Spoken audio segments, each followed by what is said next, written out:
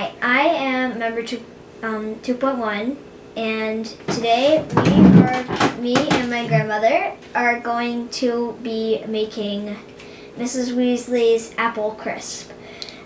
Mrs. Weasley does not actually make apple crisp, at least to my knowledge, in the Harry Potter books, but I know that Mrs. Weasley loves to cook for Harry and her family, so... And this is definitely the kind they would like, isn't it? Yes, definitely. So, let's get started. We're going to be starting with the toppings of the apple crisp. 3/4 cup of firmly packed brown sugar. Well, this is actually a non-gluten. This is actually a gluten-free recipe.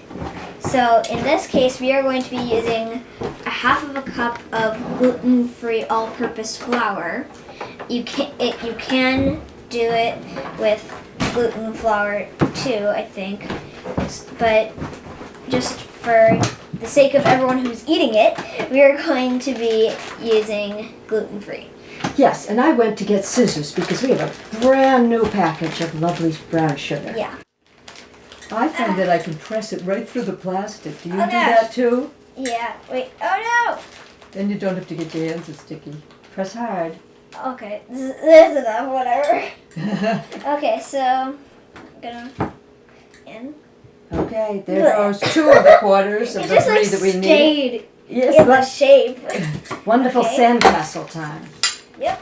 Sandcastle of sugar. Any kid's dream. Next ingredient. What is the next item on the list? A 1/2 cup of gluten-free all-purpose flour.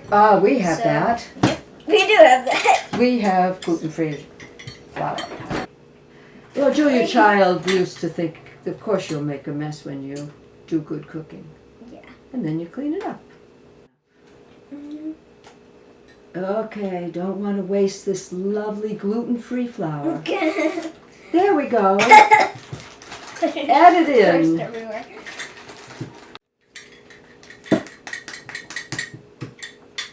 Okay. No? Okay. Yeah, it's out. Oh my god, we got flour everywhere. I will shake this before we cut apples or anything.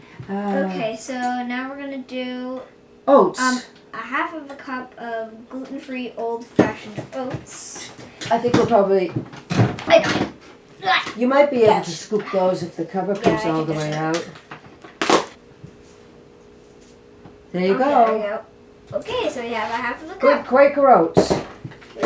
Now we need 1 teaspoon of cinnamon. Yes, she has Where's cut that down from the Here it is. 2 because we're making a half-size recipe. How do I get this out? Okay. Means we have 1. Yep. Now the recipe really starts to smell good.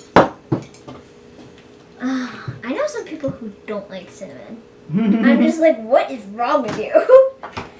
The apples that we are using in this recipe have been picked just yesterday off the tree. As it at October, we just thought it would be nice to use fresh apples rather than apples that you buy at the store. We're really going to have to... we just do like 1 shake. Yeah, well, I Just think do an 1. eighth might be 2 shakes. 2 shakes of a lint is actually salt, folks. Oh no, it was 1/8 of a teaspoon to begin with. Did you see it go in? Yeah. I'll do 1 more. Wait. We need butter. Oh, they said to mix this up later on. They said to mix this well first. Okay. And then we'll put the butter. I'll tell you what, Okay, while so you gently mix it with then we those, have to I'm going to mix clear it? this mess we made. Okay, so Looking good. now that we have mixed it all together, we are going to add our butter. Okay, so... I'll hold the bowl to help Okay, get it steady. So right now I am trying Keep to the knives close to each other. get the knives close to each other so that I can mix in this butter. We're not in our own kitchen today, but No. many of you will find that there is a pastry cutter in your kitchen, and it will do the job a little faster, but Yeah. this will do it just as well. Yeah. This looks like apples. apples in here. It does, everybody. Yeah. But before we're done, these pieces will be smaller than our apples. It looks like the oven's preheated. That oven preheated pretty darn fast. Yeah.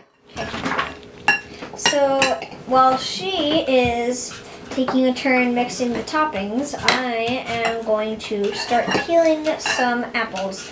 I recommend using a peeler. But if you do not have a peeler, a knife would work just as well. Wow! There are like apple peels like flying everywhere. I enjoy peeling apples because when I was little, they used to tell us about a game girls would play out on the plains and the frontiers. Farmer families would get together to all cook for a party and celebrate when they've been building a barn or something like that.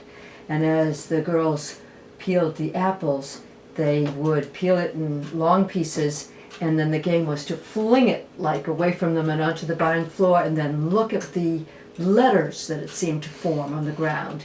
And it was supposed to be a hint of the boy you might marry.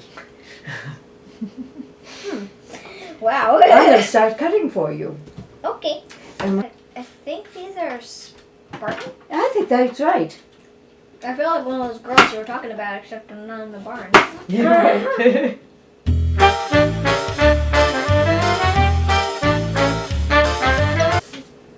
Wow. Like a long necklace, like. So if you assume I started when I was 10 peeling apples, then I've been peeling them for more than 60 years. Really? Yeah, isn't that funny to think about? So Like, we're looking for 6 cups. 2 more slices. You're going to do 6 cups. Okay. Okay, so now I'm gonna add some lemon juice. Then it wants a tablespoon of water because it worries our apples aren't juicy enough.